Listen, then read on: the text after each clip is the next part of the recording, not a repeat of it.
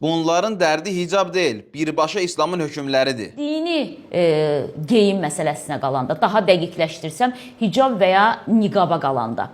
Çox rastlaşmışıq biz ki, övladlar öz istəkləri ilə bağlamırlar onu. Hicab mövzusu gələndə bəli, övladıva hicab taxtıra bilməzsən. Amma övladıva istədiyin yeməyi yedizdirə bilərsən, istədiyin geyimi geyindirə bilərsən. Qohum gilə gəlmirsə, gəlməlisən. Təhsil almırsa, oxumursa, məktəbə getmirsə, güclə döyür və məktəbə göndərir. Amma o istəmir məktəbə getsin. Niyə güclə məktəbə göndərirsən? Ona təhsil verirsən, ona yol göstərirsən. Haçan böyük olanda özü seçim edəcək ki, məktəbə getsin, getməsin, hara getsin, getməsin, nə yesin, yeməsin, nə geyinsin, geyinməsin. Niyə övladlarınıza zor tətbiq edirsiniz?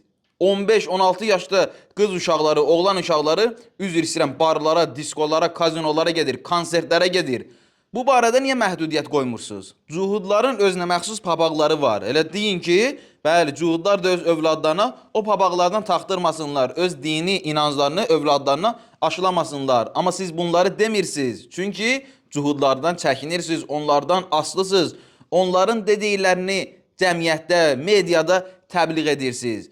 Harda təzad var? Oradakı xanımlar nə şəxsiyyət vəsiqəsində, nə pasportda, nə sürücülük vəsiqəsində hicabla şəkil çəkə bilirlər. Əgər bu xanım böyüyüb və özü bu seçimi edibsə, 18, 25, 30, 35 yaşı varsa, niyə sürücülük vəsiqəsində, pasportda, şəxsiyyət vəsiqəsində hicabla şəkil çəkə bilmir? Amma Avropanın bir çox ölkələrində, xristiyan ölkələrində, hətta Rusiyada belə hicabla şəkil çəkə bilirlər. Amma halbuki Azərbaycanın 95% müsəlmandır. Niyə öz dediyinizi əməl etmirsiniz? Dediyiniz sözlə əməliniz uyğun gəlmir. Bəli, uşaqlara olmaz. Bəs böyüklərə niyə olmaz?